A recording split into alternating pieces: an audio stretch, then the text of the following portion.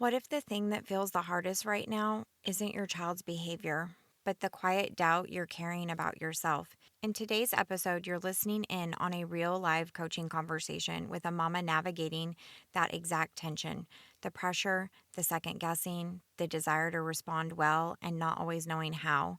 You're not just hearing advice, you're hearing the work unfold in real time. Mama, are you tired of meltdowns stealing the peace in your home? Welcome to Parenting Beyond Meltdowns. I'm Amanda, a Christian life coach and a mom of a strong willed neurospicy teen. If you've tried everything from consequences, parenting books, crying out to the Father, and still feel like you're failing, you're not alone. Inside this podcast, we'll explore how faith, emotional regulation, and connection work together so that you can parent from a place of peace, even in the hardest moments. You don't have to hold it all together here. This is a safe space to lay it all down. Welcome. If you want to go deeper into encouragement like this, then join my Insiders list and my Facebook group. Both are linked in the show notes. Inside the Insiders list, I share weekly faith-filled reminders, emotional regulation tools, and mindset reflections that help you stay anchored in who the Father says you are. And in our Facebook group, we walk it out together, celebrating wins, sharing grace, and reminding one another that peace is possible, even in the hardest moments. You don't have to walk this road alone. Come find your rhythm with us. Before we dive in, I want to make a quick note that I edited this conversation for time, and because we recorded on Zoom, there's moments where there's a delay and it sounds like we're interrupting each other, and that was not intentional. We were just dealing with lag. I'm going to give you a summary of what we talked about before we dive into the actual part of the coaching call that I kept for you to be able to glean from. When Joanna and I first began talking, we spent some time unpacking the weight that she's been carrying as a mama to her nonverbal child, Quentin. That quiet pressure that can build when the advice you're given doesn't quite fit your child, when solutions that work for other families just don't land the same for yours. And maybe you've felt that too, that subtle second guessing, that wondering if you're missing something, that feeling of being all alone in it. We talked about how easy it can be to start questioning yourself in those moments, and we gently explored something different. What if Joanna actually does know her child? What if some of the cues that she's been noticing, the instincts that she's been following, are evidence that she's more in tune than she gives herself credit for?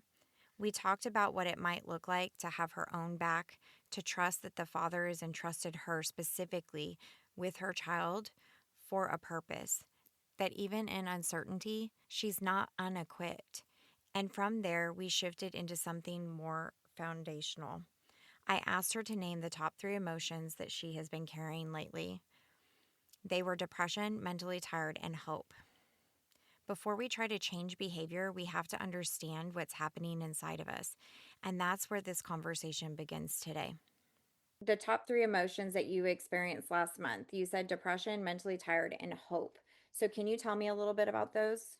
Yeah, a little bit. I don't feel as depressed. I think I'm not sure what happened, but once I noticed I fall in the pattern that I don't know if it's like food related or just like stress related, but it seems like just a downward pattern where I get tired or overwhelmed, and then the next step is like depression for like a day or two.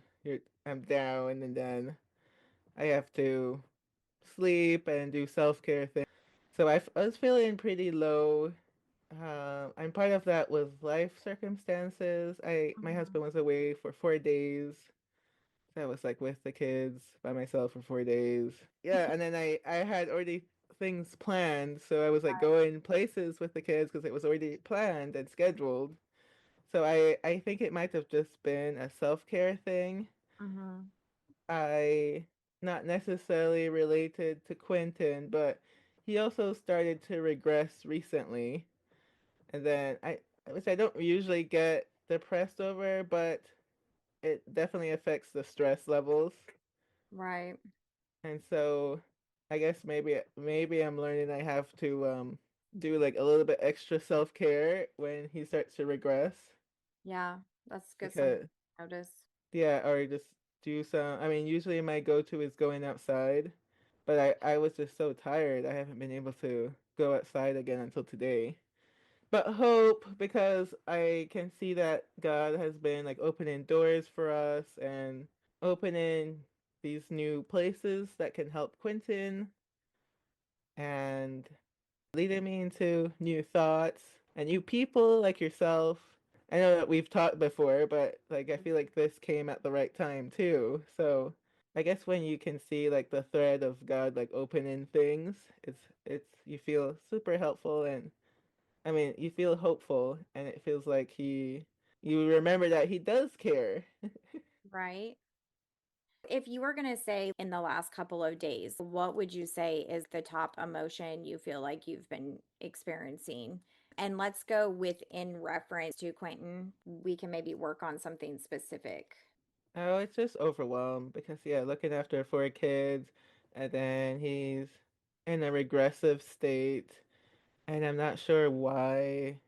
Then it just makes it harder to do the things I need to do when he's not at his best either. Right. So if you were to think about the thoughts that you've been thinking since he's been regressing, is there a specific thought that you're thinking? It could be I'm overwhelmed, but like, is there anything that you think kind of has been playing on autoplay in your brain when it comes to him regressing and you being overwhelmed? Ooh, that's a deep question. I guess I do feel a little bit of guilt. It'll be like, oh, is it my fault? Maybe I'm not strict enough with his diet, or maybe I did something that was harmful to him that allowed him to regress. So those definitely play like almost all the time. Every time I see a regression, or like how could I make this better so I don't see a regression? But I sometimes I know that sometimes the regressions are like we're in we are doing therapy, so it could just be the therapy actually working and he's getting reorganized, or it could be a growth spurt that's happened. So it's not I know that's not like mentally I know it's not always.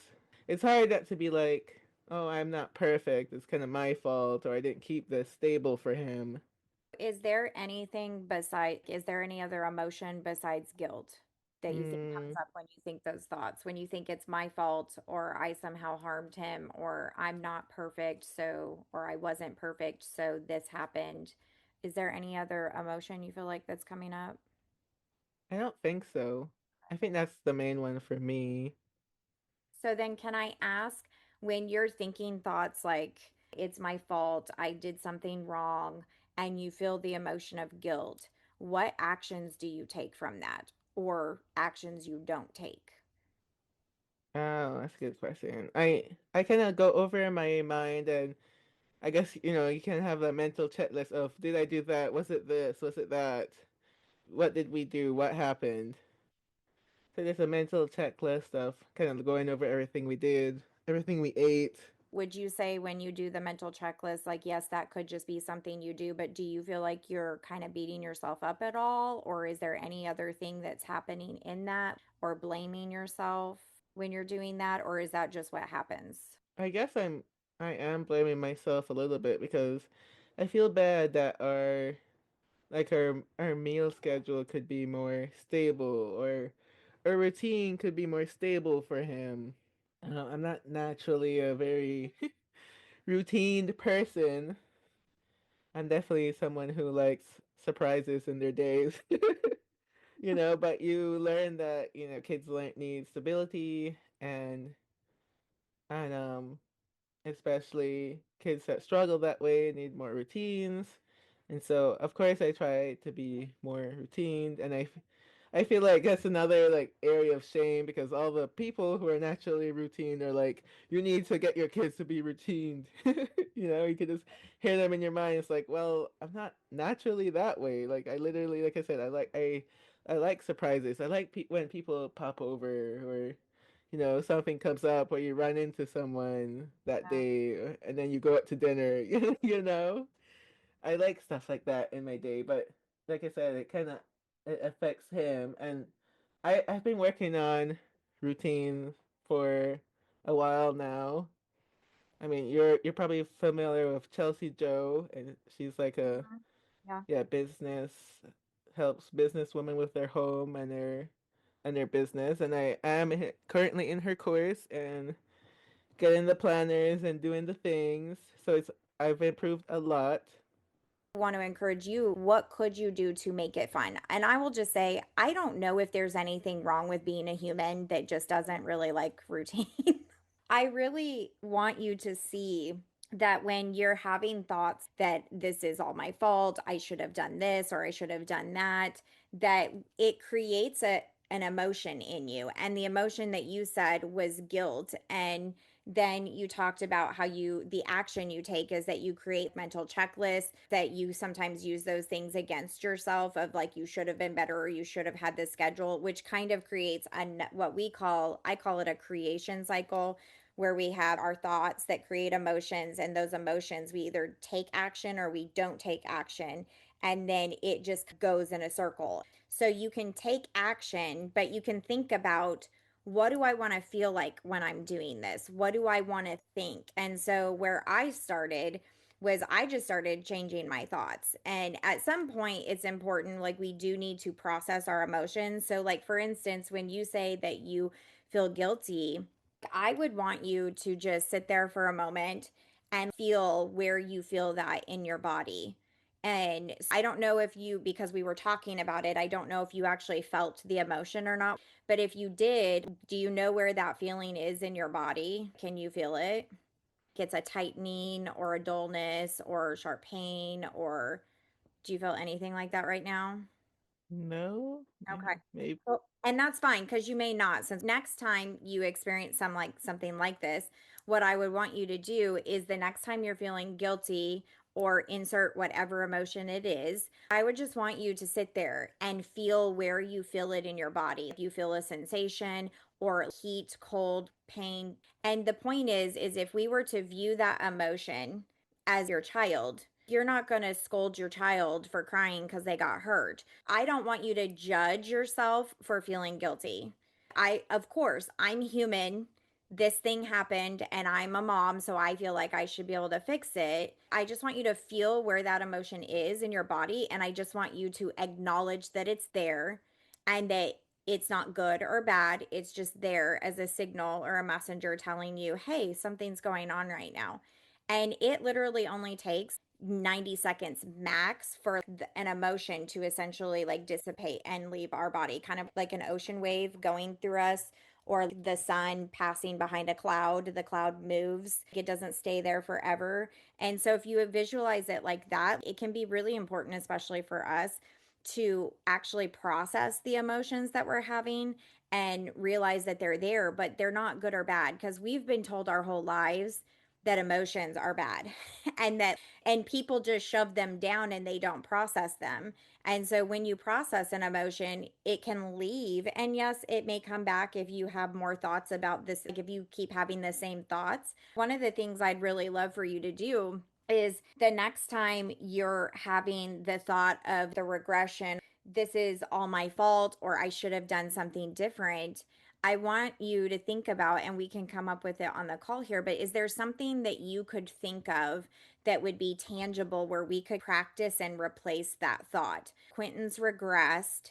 And what if that's just a circumstance? It doesn't mean anything good or bad. It's just the reality of our situation.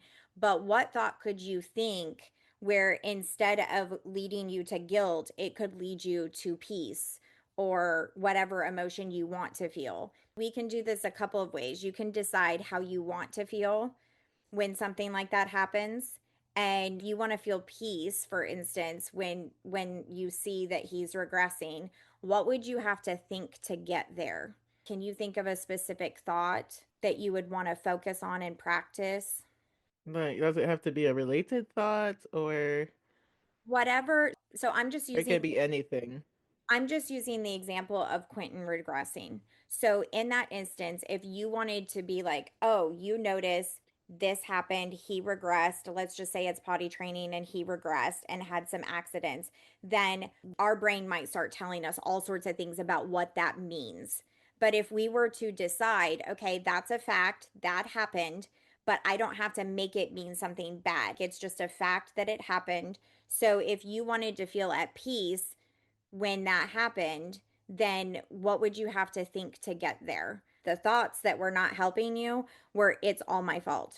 What if you switched it to something about regression happens? Anything Mm. that, and that's just an example, but if there's anything that the Lord gives you, and you can take a second and ask the Lord if you want to, if there's anything specific that you want it to be something that you feel is tangible, that you could believe it. When I say that regression happens, can you believe that statement, or does that feel too far away? That feels, I guess I wouldn't say that it gets me completely to peace. Is there what we call a bridge thought of something that's not all the way there, but something else that you could think that would help you get to peace? What if I thought something like Quentin is healing? Mm-hmm. Yes, exactly. When you said that, what did that feel like for you? Maybe like a release or a breath of fresh air. That's what I'm talking about. And you can do that with any given situation. But right now, since this is what we're talking about is regression, is that you're saying Quentin is healing. But when you notice regression, you can just say that to yourself. And this is something that you could put up on sticky notes on the mirror. You can put it in your phone, have my journal or my planner, write it in daily. And so this is something where you can just actually make it a practice. What our brain does is our brain believes what we tell it. So if we tell it, I did something wrong, it must be my fault, our brain will believe that. But if we start telling it, and it does take a little bit of time, but if we start telling it, Quentin is healing and regression just happens, my thought was parenting was hard. And that was the thought that was just always in the back of my head. And I was saying it out loud a lot. And that's another thing you'll notice is that if you say the same thing over and over in different conversations, that's like thought that you might want to take a look at and see what's going on. Because I'm like, go big, go home. I went all the way over to parenting is easy. And I didn't want any scaffolding in the middle. I was like, we're just going to go with parenting's easy. And the Lord had given me a song called Easy that was written by Mercy Culture that it talked about how everything in God's presence is easy. And so I really just clung on to that being like my anthem. And I was like, parenting is easy. And I just kept telling myself that over and over and over again. I would read it, I would write it down, even just practicing your handwriting, doing your calligraphy. You could just even write this out over and over Mm, for practicing that. The more you say it and the more you read it, your brain will begin to believe that it's true. You're rewiring your brain when you do this. You get to decide. It's not rose colored glasses of like, oh, everything is easy. And life was not actually easier necessarily. But in some ways, it's really just because I actually started seeing my child in the situation from a completely different perspective. I started having compassion where there used to be judgment for him, and even compassion for myself, which is so important, is having compassion for ourselves. And so when you have the thought, well, it must be all my fault. It's like, well, of course you think that because, you're a mom and we think we're supposed to have it all figured out. Nothing's gone wrong when you think, oh, it must be my fault. That also at the same time doesn't make it true. You know what I'm saying? mm, That's what I'd love for you to take a look at in the next few weeks is just noticing one, practicing that thought that Quentin is healing, and whatever you want to do, whether you put that up on your bathroom mirror, write it down, practice it, say it out loud. Another thing I didn't do with you, but that I normally do at the beginning of a session, is I ask mamas to ask the father to give you a vision from him of who he says that your child is. So, like when we see the earthly whatever, in my instance, I had a child who was just like wiling out and doing whatever he wanted, you know, but that's not who God says he is. God gave my stepdad a vision of my son with like a basketball on mm, his hip, kind of looking, not cocky, but like confident. God was like, that is who he is. That is how I see him.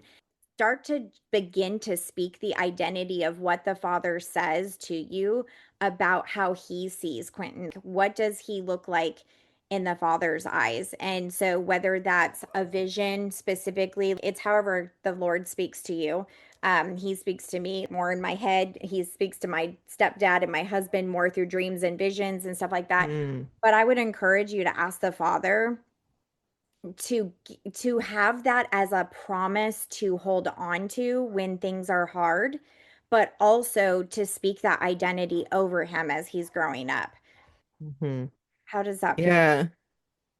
Yeah, I mean, try not to cry in these sessions. I wonder if you get a lot of tears. But that sounds great because in calligraphy, writing the word Q is always fun.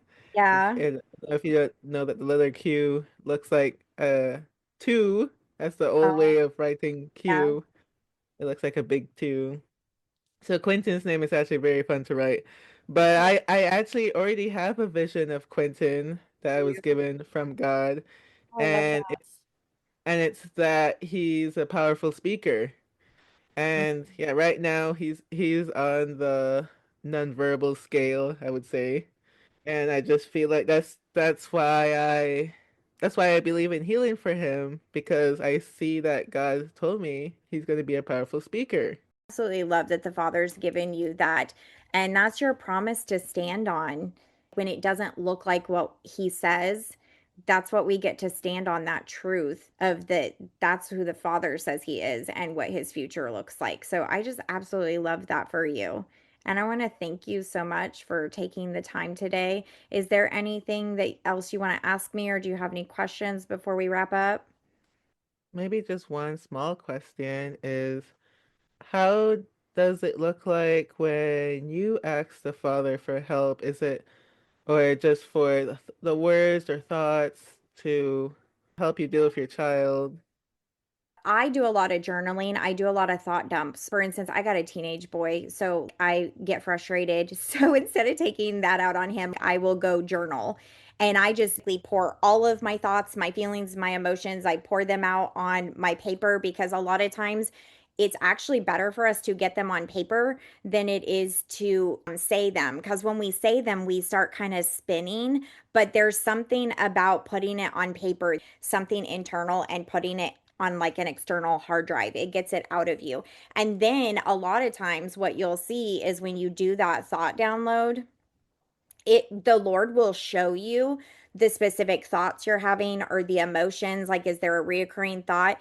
But for me, I usually just write out whatever and I get quiet. And how I personally hear God is that I hear him in my head. He sounds like my voice, but he says things I would not say. So that's how I know. And if I'm being totally honest, right now, I've been in kind of a season that is very new for me. I've asked a lot of questions and I'm not getting any answers. And I've never experienced that before. I'm trying to play around with, am I supposed to be learning something in this silence? Because I've not ever experienced that before. My mom, her wisdom was that sometimes when you're looking for specific, I wanted, Lord, am I supposed to be doing this? Am I supposed to go this direction? And in her wisdom, she just said that unless God specifically says don't, then usually she's always taken that is to move forward. I know my husband, when he talks to the Lord, he tends to get dreams or visions. So everybody is different how they hear the Lord. How did you hear the Lord when he gave you the promise for Quentin? Yeah, I'm definitely more on the dreams and vision. Or it's dreams, visions, or I get a quick hit of intuition. Very quick. You must act on this right now in Yeah. obedience. Like don't quest. It's usually vision. So like I definitely can see like I have a vision of like an older Quentin speaking or being this successful. For some reason for him I have like a businessman that speaks. But like Mhm. I see it. Like I can still see it in my head. And that's interesting that you started journaling because I've returned to journaling. I've been journaling almost like the same thing, like brain dumps journaling. Like I try to do it in the morning, every morning, and that's actually been super helpful. And I've been thinking about that more as because for my business, I'm returning back to handwriting. I've kind of I was in the calligraphy realm and was like, no, actually, what God has for me is handwriting, and I need to be embodying what I teach. I need to be doing it personally for myself, not just teaching it. There, if I was like missing the listening part of being still and listening from God, like you don't, but you also need to like Right. receive. I would ask him, like, how do you want to speak to me in this season? Do you want it to be in this way, like what we're talking about, or do you want it to be dreams and visions? Because Mm. this is a relationship, it's not just one-sided, come fix all my problems. He wants to spend time with us. What is this particular season? How does he want to speak to us? I love that. Do you feel like that answered your question? Yeah, that's super helpful. And especially since I'm actually having a similar problem with you where I'm not hearing from God like I used to do, but I'm also not asking as many questions as Hmm. I did. I had a very disappointing year last year. Just a lot of things did not work out. I was so disappointed. I was like, why am I asking God when He's not going to do it? I don't know if that's why I haven't been hearing from Him as much because it's definitely like I would have when I was being still and quiet, and I would speak in tongues just kind of to myself as part of my quiet time. Like the whole day, I feel like I would have a whole day where I hear the Holy Spirit. That would like the whole day was felt blessed. Just like you can feel the presence. But then, yeah, lately, I guess after experiencing those disappointments, I still feel like I still feel God's presence, but yeah, but He's not necessarily answering anything or yeah, answering any questions or giving me direct wisdom, I guess it seems. Maybe he just wants you to come back to that moment. And maybe there's something, maybe you need to process the disappointment, or maybe there's something in that that he wants to talk to you about. This would be a wonderful time to just go back and ask him, because it is possible. Because I've heard a lot of people say that it's not usually God, like God doesn't walk away from us. We are the ones that usually stepped away. You know what I'm saying? And whether it's because we were hurt. And so you might want to just look at that and see, because my guess is he's still here. Even, and sometimes when he's silent, he's just working things behind the scenes that we don't know about. And as humans, it can be hard, to be like, why are you being quiet? Especially when you're not used to that. So I would just go back to that moment and I'd ask if there's anything that he wants to deal with or talk about with that particular situation. And I would urge you, what I was talking about before, if you actually feel that emotion as you're writing about it of Hmm. disappointment, what does it look like to process that and to give it to the Father? Because while it is not wrong that you felt disappointed, you are a human and we experience emotions, but I think at the end of the day he wants us to give those to him.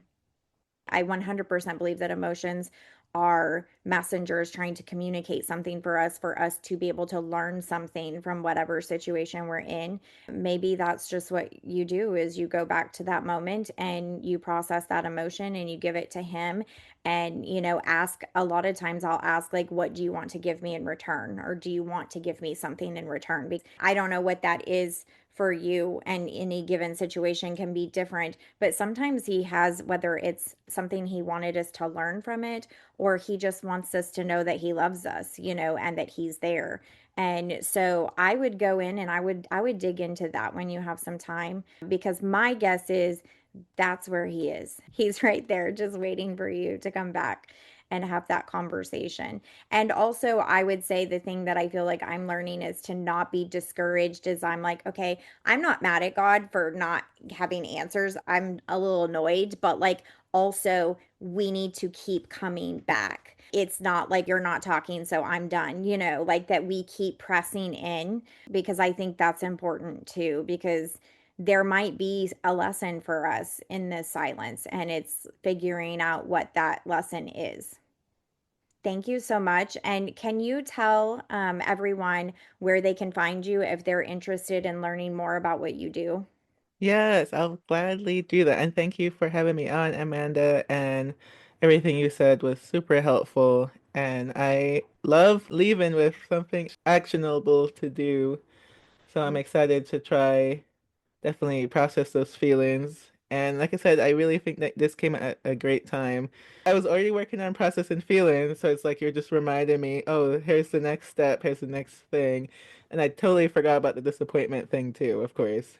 Oh, that's But where you could find me is my podcast is Calligraphy Mama. I would urge you to check it out because I am going to start doing episodes about how to teach your child handwriting in a fun way because right now a lot of kids are bored to tears when learning handwriting, and I feel passionate about that, and that's my gifting, teaching kids handwriting in a way that's fun. And there will also be calligraphy things, and if you want to see my calligraphy you can go to my Instagram, Wild Plains Calligraphy. And then my website is wildplainscalligraphy.com.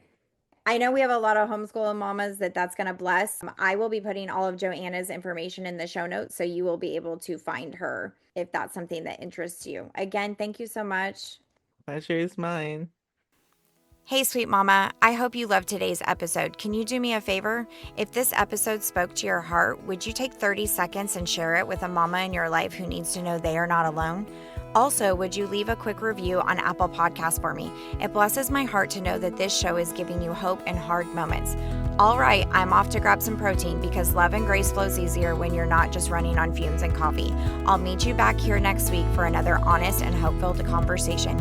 In the meantime, mama, stay rooted in faith and anchored in love.